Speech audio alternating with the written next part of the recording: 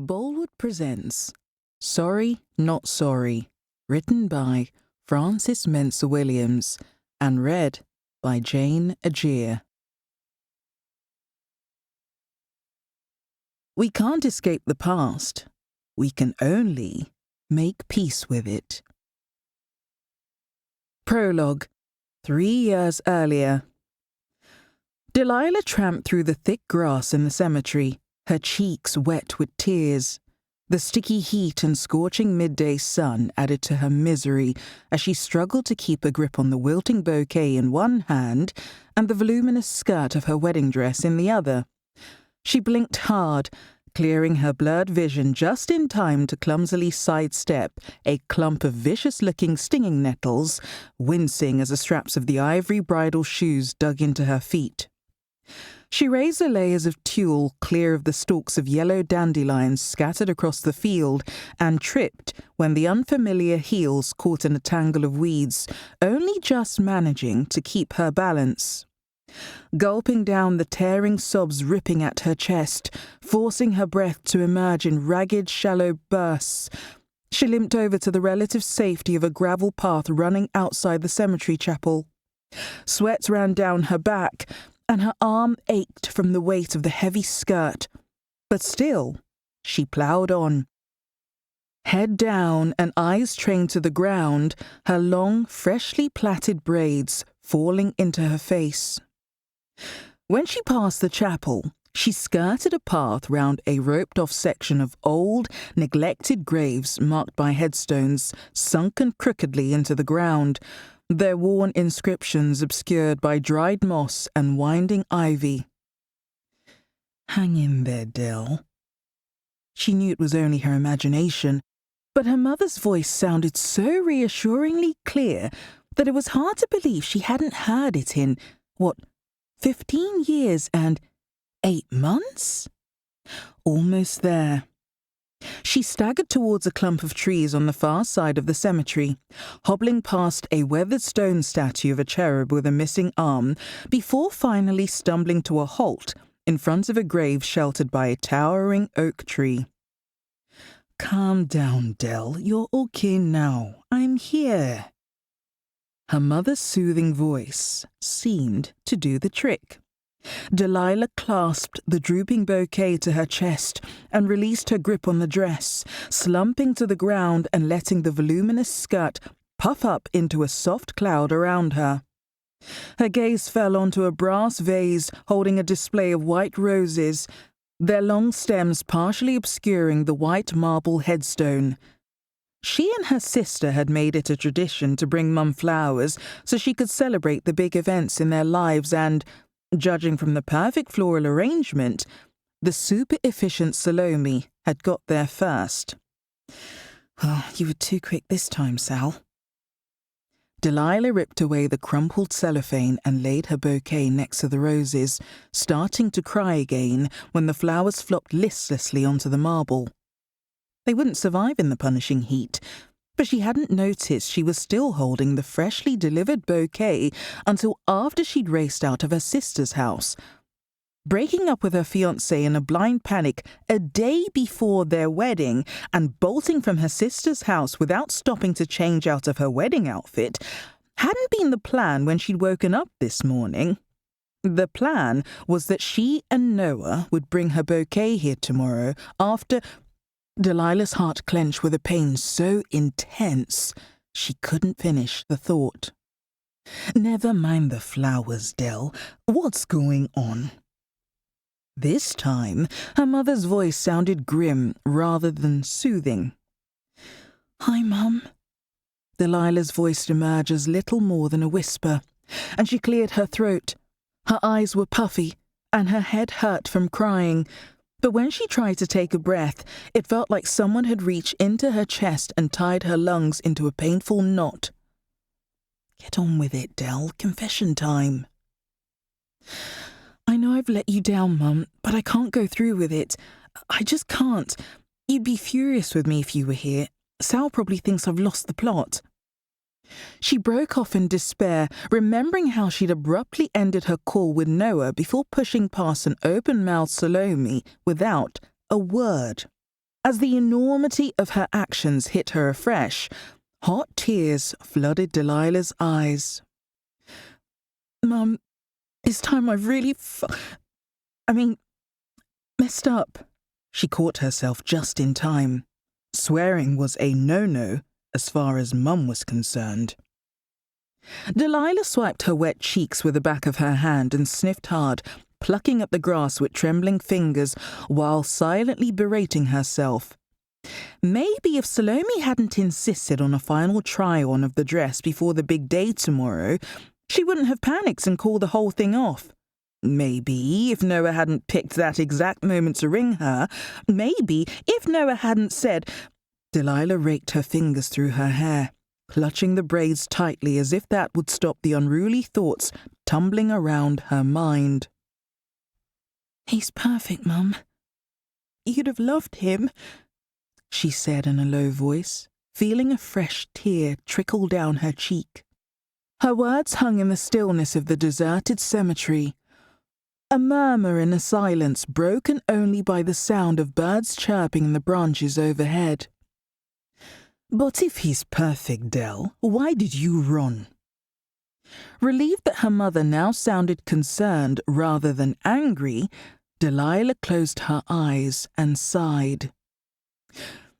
Because he scared me." Chapter 1. It was safe to say the counselling session wasn't going well. Janine Henderson appeared every inch ready for battle. Glaring at her husband, she tapped out a rapid tattoo on the polished parquet flooring with a metal-tipped heel of her new stilettos. Brian was seated across from her, his gaze firmly fixed on the scuffed toes of his boots and looking less like a gladiator than a visibly upset middle-aged man. With half an hour of the session still to go, Delilah was floundering. Any hope that she could shift the couple in her office from outright hostility to some form of mutual understanding was rapidly draining away. The few minutes for reflection she had suggested while she mentally flipped through her communication skills toolkit had made no discernible difference. Janine's expression hadn't budged, and Brian was clearly fuming. Delilah flicked her gaze from husband to wife with mounting frustration. The Hendersons' fragile relationship was unraveling faster than she could have predicted. And while Brian would easily have won an award for exasperating husband of the year, Delilah simply couldn't afford to have another client walk out on her.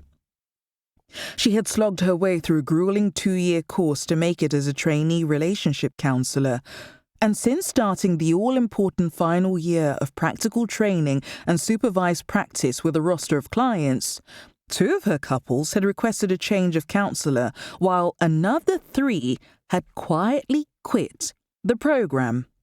Having stubbornly refused to admit to Polly, her supervisor, that she was struggling with the Hendersons, Delilah had exhausted every tool in her counselling repertoire and was bitterly regretting not asking for help. The sound of Janine's heel tapping was growing increasingly more irritating, and Delilah fought the urge to snap at her. It wasn't the woman's fault that her relationship was wedged on the rocks. After 22 years with a man whose marital expectations were better suited to the 1950s than the 2020s, Janine had finally reached the end of her tether, and it was hard not to feel a sneaking sympathy for her.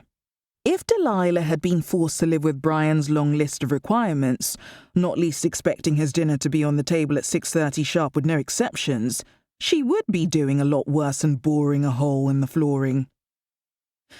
Your personal opinions have no place in relationship counselling, Del.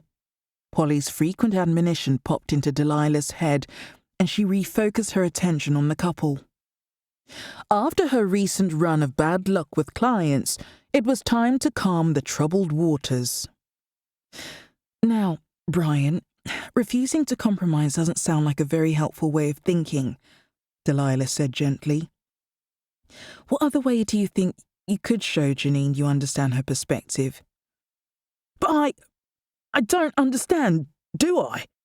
Brian broke his silence, sounding so outraged that his words emerged in staccato bursts. We've been doing all right for more than 20 blooming years.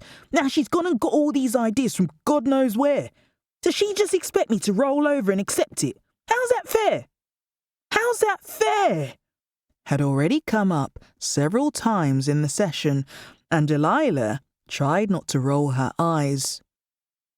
Look, Brian, I understand things have changed in the relationship, which you're not yet comfortable with, and that's perfectly understandable.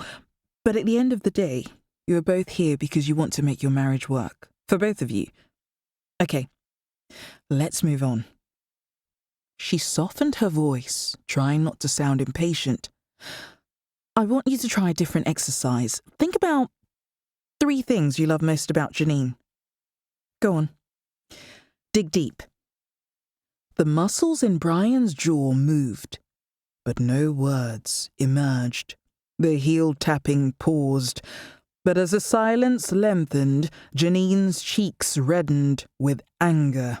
She narrowed her eyes and flipped back her newly highlighted blonde waves, her latest act of defiance against Brian's stated preference for her previously straight brown hair. Yeah, Brian, think. Remember what we learned last week about how you need to use your words? Janine's voice dripped with sarcasm as she crooked her fingers into air quotes. The previous week's session, which had focused on communicating in a loving tone, had clearly gone over Janine's head, and Brian's ruddy features paled at his wife's taunting.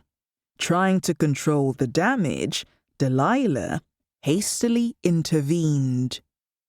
Brian, I know it can be challenging to delve into your emotions, but Janine is trying to express to you that after many years of marriage, she feels like you no longer see her. So, if you can tell her how much you appreciate her and give specific examples of why you love her, it will strengthen the foundation of understanding between the two of you.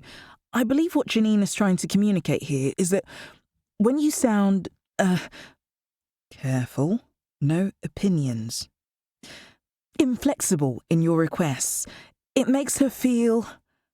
It pisses me off is what it does. Janine cut in with an impatient wave of her manicured hand. For 22 bloody years, I've had to cancel everything just so you can have your dinner on the table at 6:30. Anyone would think you dropped dead if you didn't eat bang on the half hour. Well, like Delilah says, it's high time you realise I've got my own needs, which means if I want to go to my salsa class on Tuesdays at 6, I bloody well will.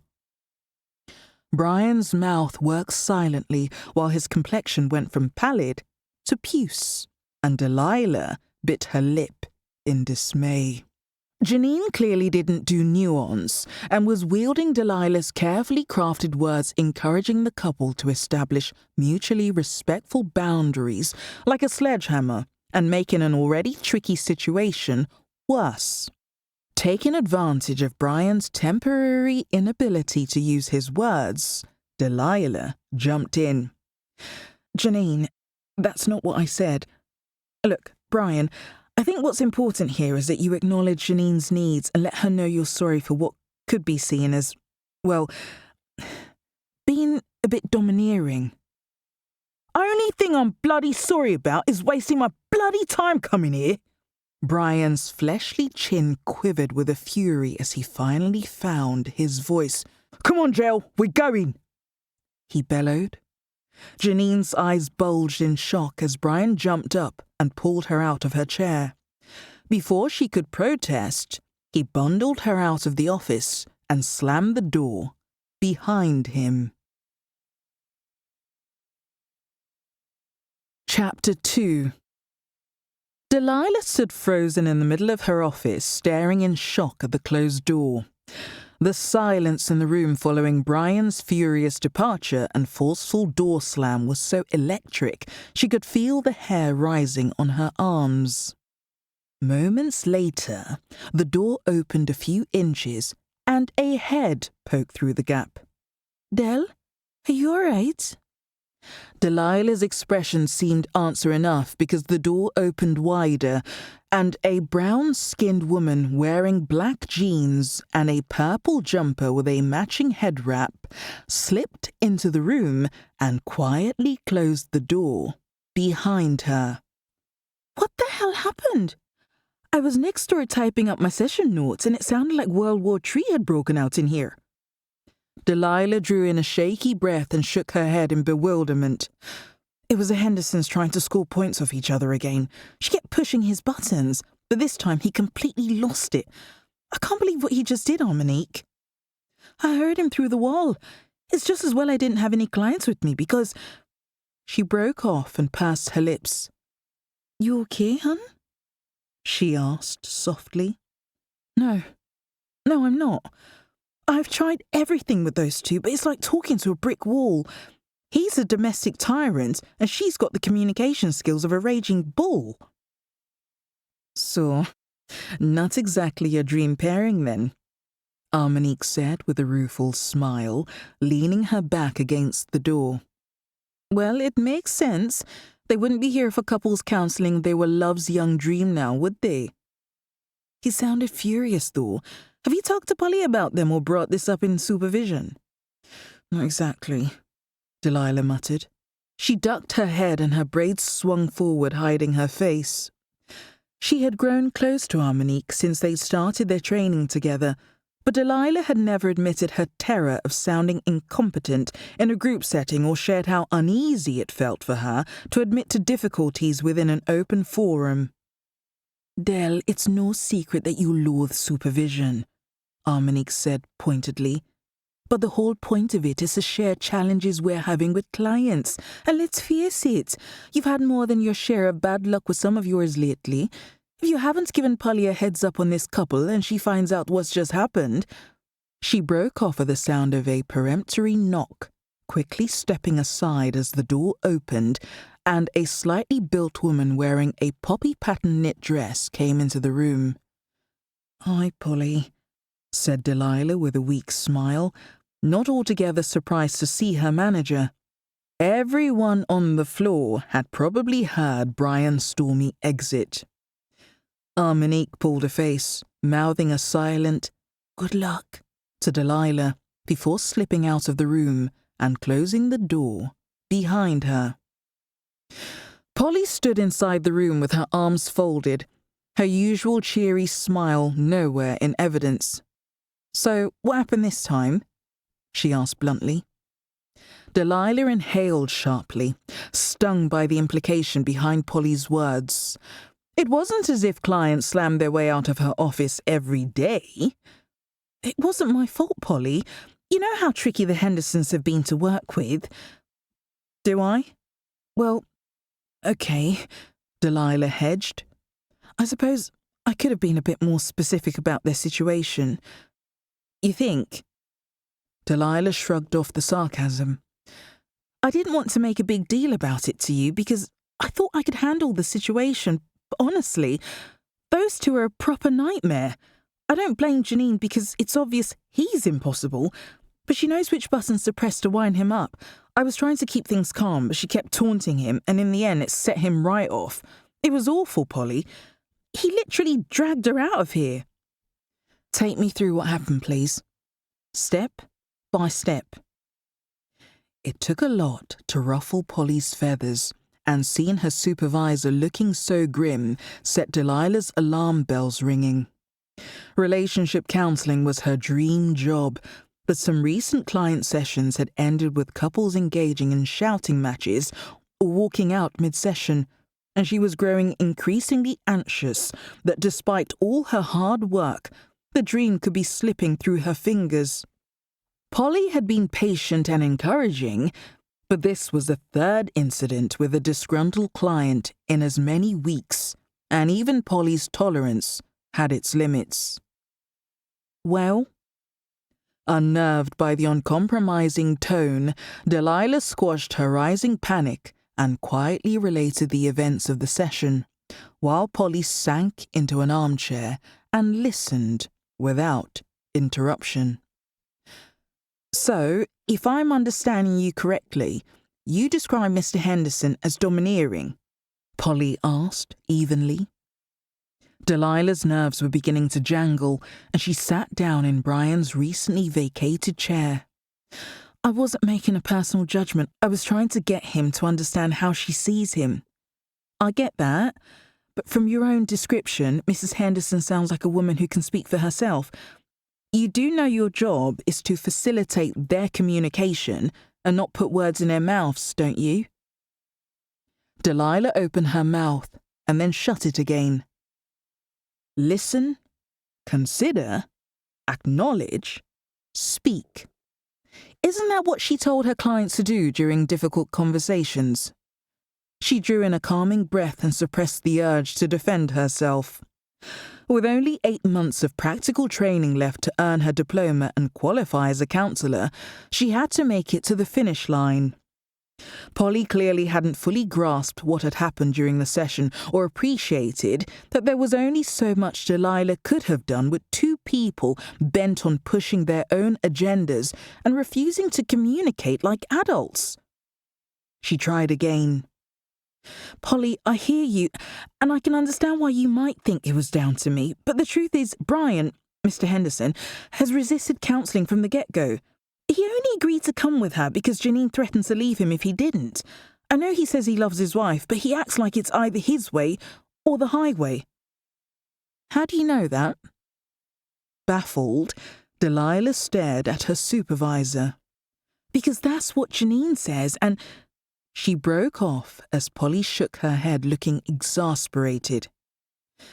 It might be Janine's truth, Del, but that doesn't mean it's the absolute truth. You know from your training that you have to listen to everything, but also question everything. Our clients' emotions can cloud their judgment, which makes them unreliable narrators. If you only take one person's perspective on the situation, then all you know is what they choose to tell you, which is never the whole truth. I agree. Delilah argued, but it doesn't help the situation when the man clams up any time he's challenged. When Polly remained silent, Delilah ignored the voice in her head telling her to stop digging and instead kept going. I've tried very hard to get Brian to open up and communicate, but today Janine kept goading him and it all suddenly got super intense. Dealing with couples in dispute will get intense, but it's your job to manage the situation and create a safe space for your clients to work through their emotions, Polly said briskly. You can only help them fix what's broken and build a stronger relationship if they understand what's led them to where they are now. Of course, you can challenge their reasoning, but your role is to make it easy for them to have honest and constructive communication, which means not taking sides. I was trying to get him to acknowledge how his behaviour impacts her, Delilah said doggedly, wounded by the unfair criticism. Brian acts like a caveman throwback, and I know Janine can be a bit full-on, but quite frankly, she deserves better. Polly's expression shifted and her light blue eyes narrowed into a probing gaze. What's going on here, Delilah? What do you mean? I've told you what happened. I suggested a standard exercise to help Brian understand Janine's perspective. I followed all the steps. Yes, but what's really going on here? Why were you so insistent that he should see himself the way you appear to have painted him? Delilah squirmed under Polly's laser stare. Suddenly lost for words, she could feel her pulse quickening again and her eyelid beginning to twitch, a sure sign that she was feeling under stress. She turned away and smoothed her hair back with fingers that had unaccountably started to tremble. I don't think it's...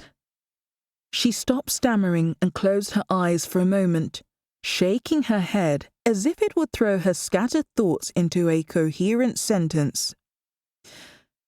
It sounds to me like there's a strong element of projection taking place here, Del, and if I'm honest, it's not the first time. Polly's blunt words were like a kick to Delilah's chest and her lungs tightened painfully. She had worked so hard on this course. Was her job really at risk because she was trying to help a headstrong couple and save a woman from her domineering husband? I know it seems like I've been messing up lately, Polly, but I'm doing my best. Delilah could hear the tremor in her voice, and she sucked in a breath, trying to steady her jumping nerves. This job's really important to me. I'll do anything. I'll apologise to Brian and Janine and— No, Polly interjected.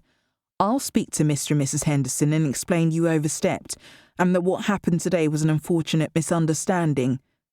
But Delilah, I need you to think carefully about what's been happening with your clients over the past few weeks and decide if this line of work is really for you. Chapter 3. It was dark, and the autumn wind was biting. Delilah burrowed her chin into the thick woolly scarf wrapped around her neck and picked up her pace. She could almost taste the strong steaming cup of tea she intended to brew as soon as she reached her sister's house. While keeping a wary eye on the pavement that was slick with wet leaves from the overhanging trees, she failed to notice the woman approaching from the other end of the street until she reached Salome's front gate. Several inches taller than Delilah's petite 5 feet 2 inches, the woman appeared to be in her 60s and was elegantly dressed in a tailored camel-coloured coat, a matching fur-trimmed hat, and knee-length black boots.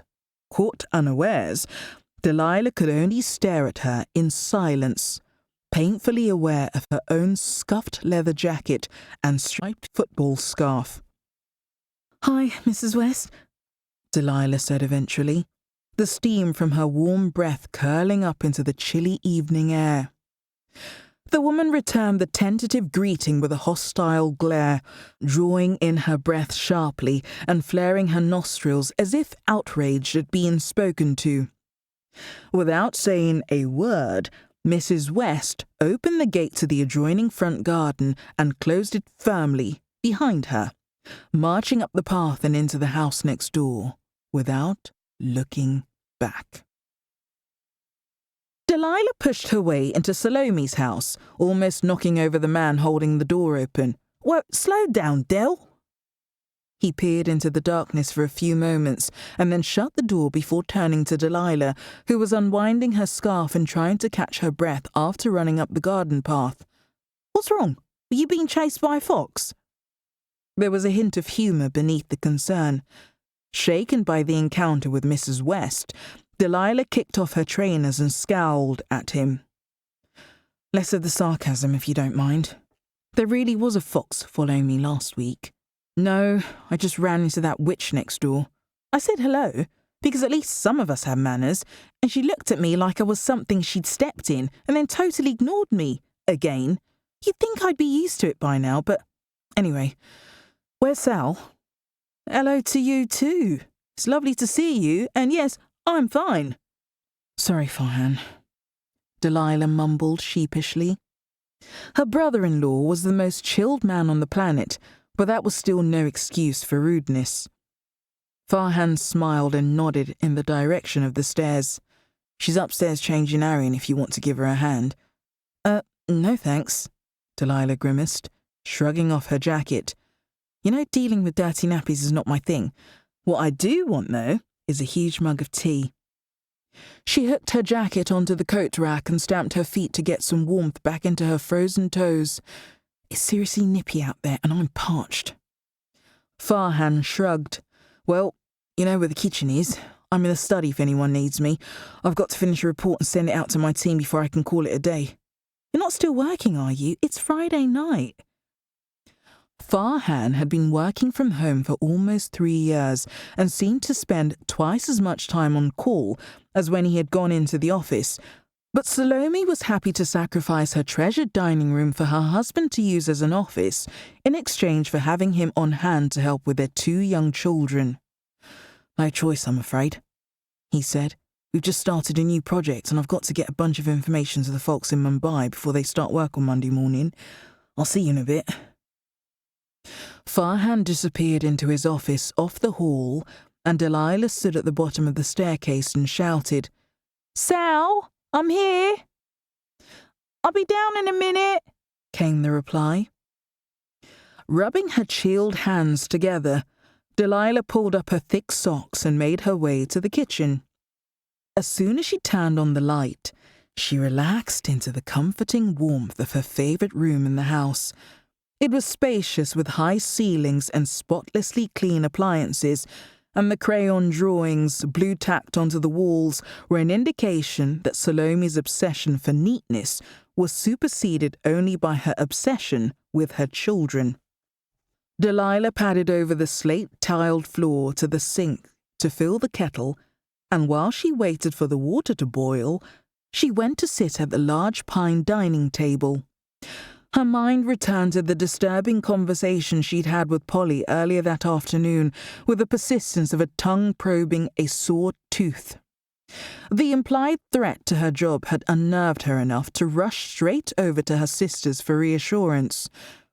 And as if the fear of losing her job wasn't enough, the universe had thrown her into the path of Mrs. West. The woman clearly still hated her, despite Delilah's efforts to make things right with her after...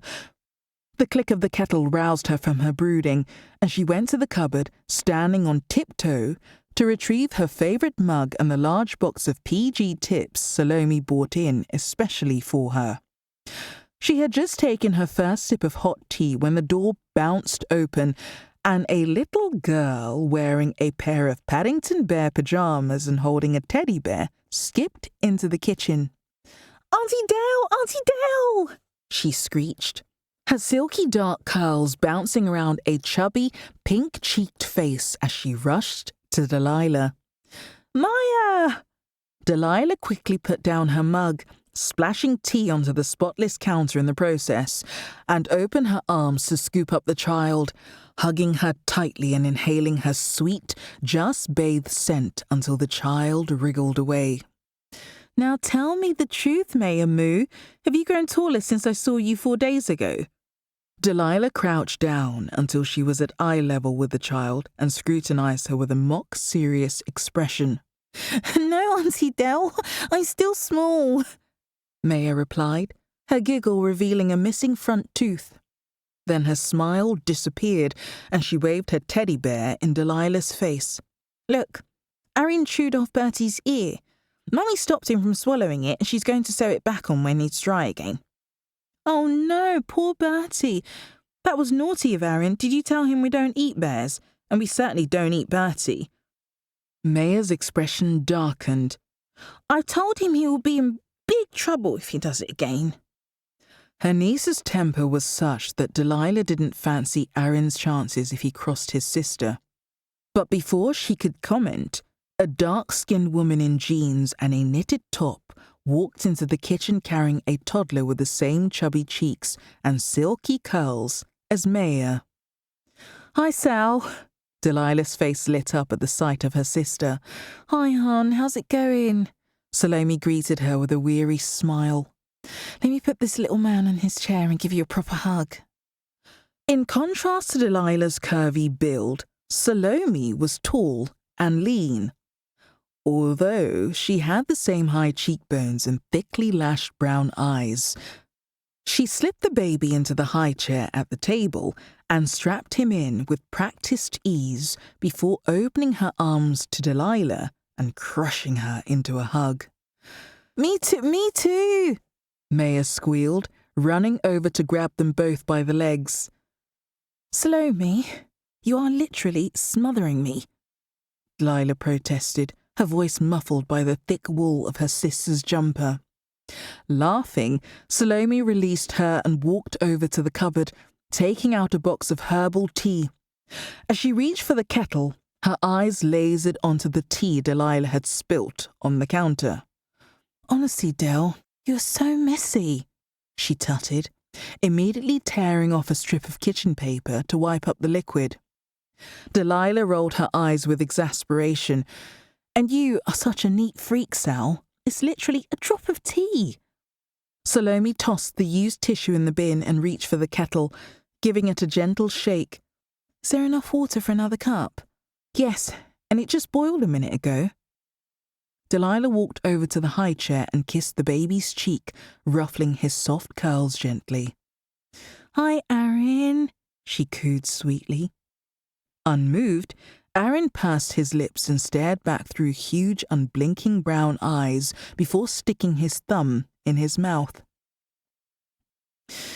Come on, sweetie, give your favourite auntie a smile. I've had a ton of stress today. I've already been giving the fishy-eyed treatment from the Wicked Witch of the West, so please, be nice to me. Salome had been pouring hot water onto a tea bag, and she stopped and looked at Delilah with raised eyebrows. You ran into her again. Imagine, second time in 2 weeks. I think the gods are punishing me. That's so weird. I live next door and I hardly see anything of her. Did she speak to you? What do you think? Delilah said derisively. Nope, just glared at me, as usual, and walked off. Salome steered a path around Maya, who was sitting cross-legged on the kitchen floor behind Aaron's high chair playing with Bertie, and set her mug on the table.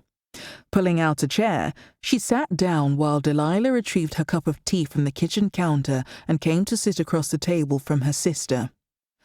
Honestly, Sal, she's so rude, Delilah said moodily. Who's so rude?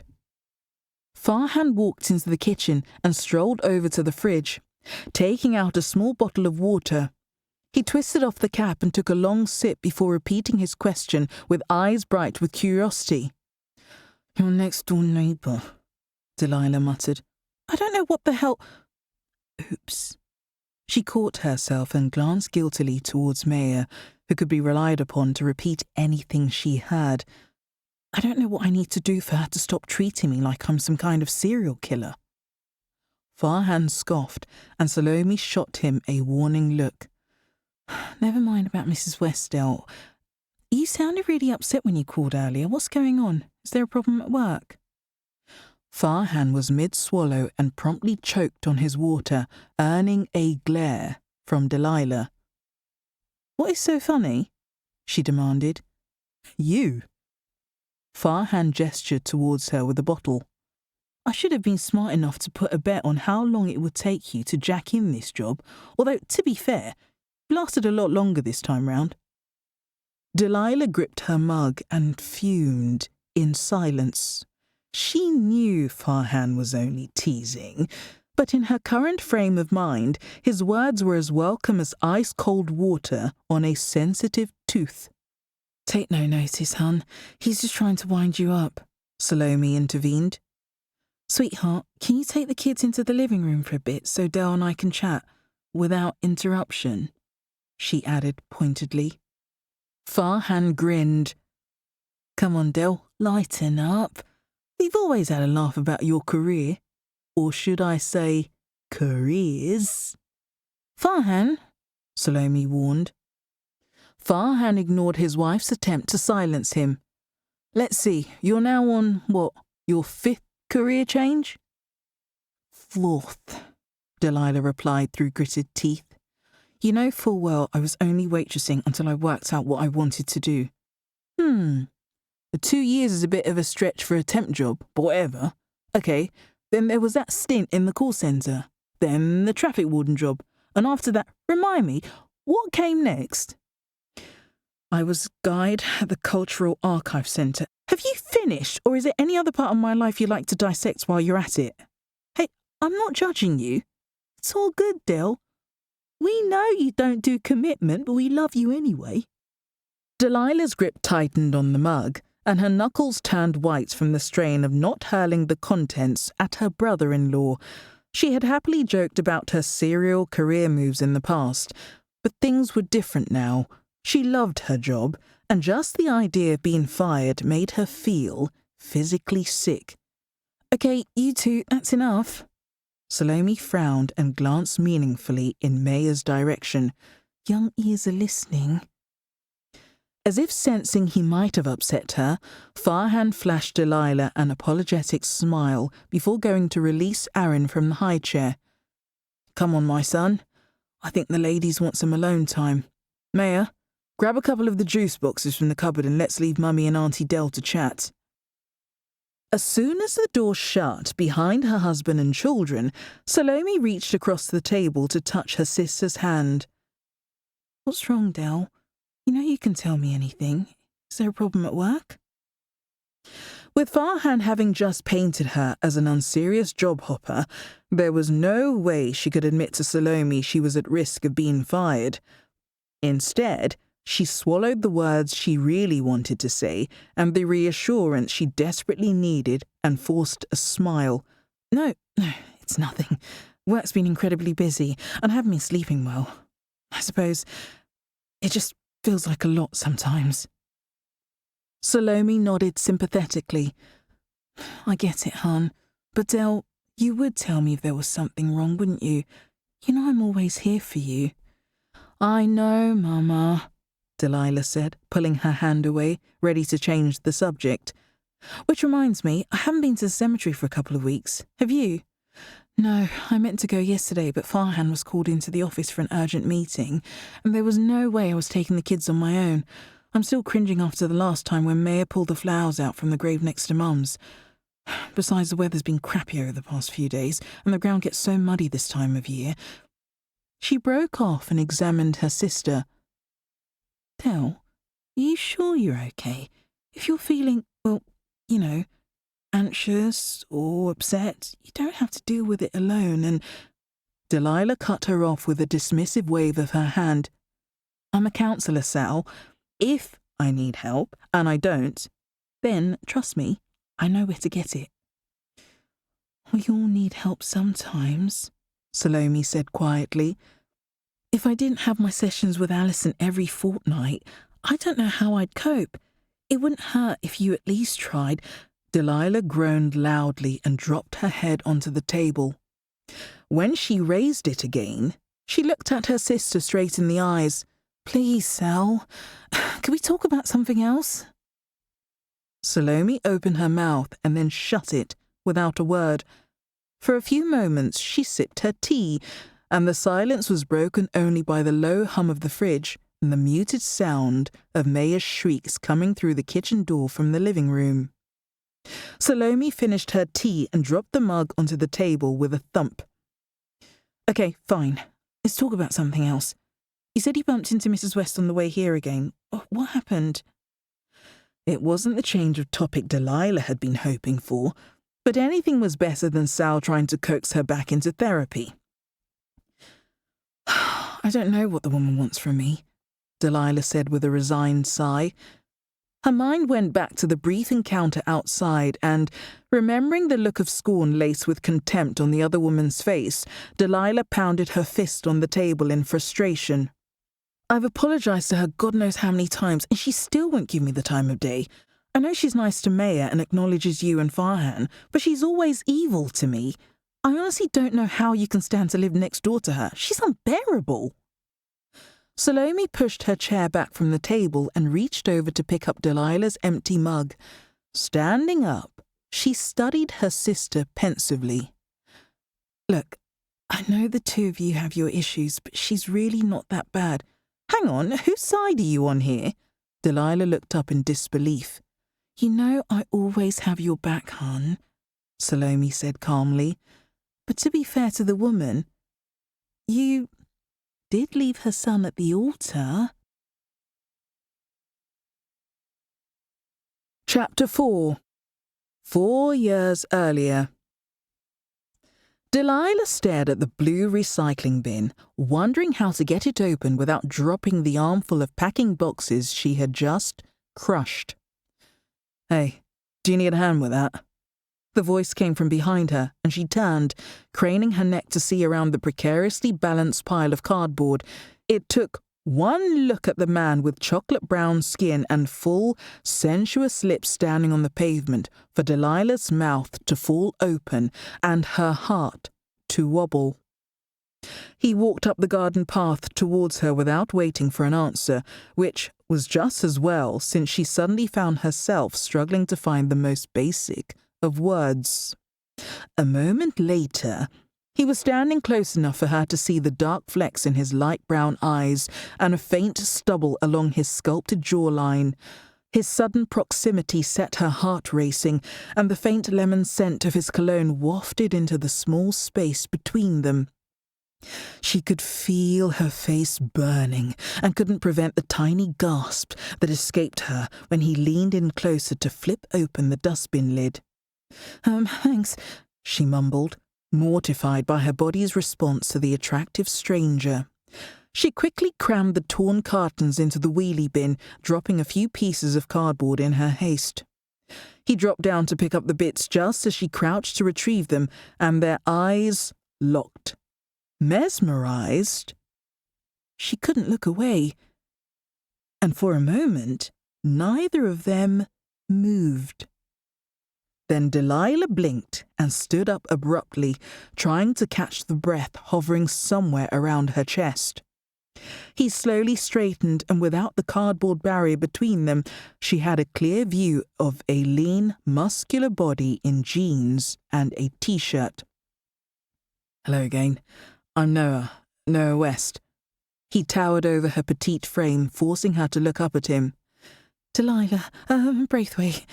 She swallowed hard and squeezed out the words, her voice sounding breathless and wispy. "So, you must be the new neighbour. My parents live next door." "Oh, right, but not to me, to my sister, Salome," she stammered. "She and her family are the ones that live here." Her neck and cheeks burned with embarrassment as she heard herself babbling like a starstruck teenager. "Are you close?" "Excuse me?" She looked at him, perplexed, and he smiled impishly and cocked an eyebrow. "Close, you know. Like, do you visit her often?" "Oh, right, yes, very," she added fervently. Then, unaccountably, her nerves vanished, and she felt a smile tugging at the corners of her lips. "What about you? Are you close?" "I don't even know her." His disarming grin revealed white teeth that sparkled against the dark brown of his skin. "I meant as in close to your parents," Delilah said with a giggle. "I know. Sorry, couldn't resist that. Yeah, I usually come by on Sundays to see my oldies." He glanced at his watch. "I'm sorry, I really love to chat some more, but I'm running late. Maybe I'll bump into you again. Soon?" She exhaled, feeling her chest relax and her breath flow freely again. "Sure."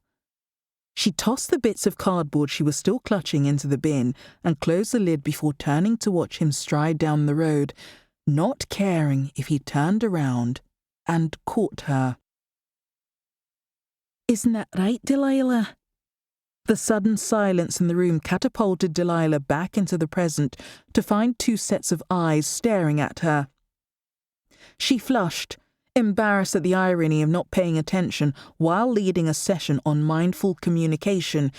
It was a struggle concentrating on the real-life people in the room after a restless night of fitful dreams about a man she had forced herself to forget, but she was already skating on thin ice, and annoying more clients was not an option. She smothered a yawn and smiled brightly at the woman who had posed the question.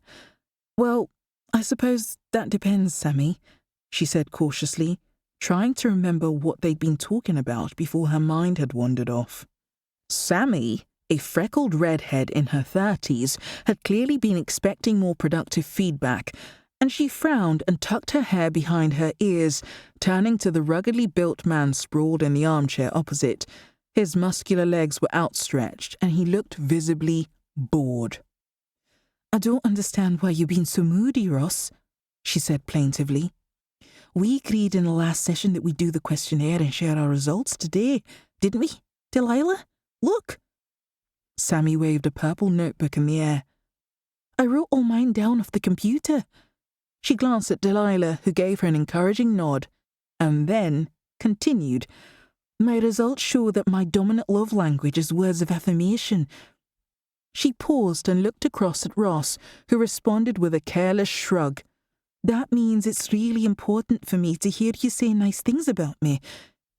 It really wouldn't hurt you to pay a compliment every now and then or tell me how you feel about us." Her voice wavered, and Delilah gave Sammy an enthusiastic thumbs up. "That's brilliant, Sammy. You've expressed yourself very clearly." "Ross, She ignored his audible sigh and continued. Now, I appreciate this might feel a bit uncomfortable, but like we've discussed, if you understand how Sammy prefers to receive love, it will help you communicate so much better. It's your turn. What was your primary love language? Suddenly animated, Ross leaned forward and rubbed his hands vigorously, his beefy biceps straining the sleeves of his sports jacket. Physical touch, 70%, he said with a smirk, waggling his eyebrows suggestively. No surprise there, Delilah thought, trying not to scoff out loud. From the first counselling session, Ross had made it clear that right at the top of his long list of grievances was what he'd bluntly described as not getting enough of the old sex.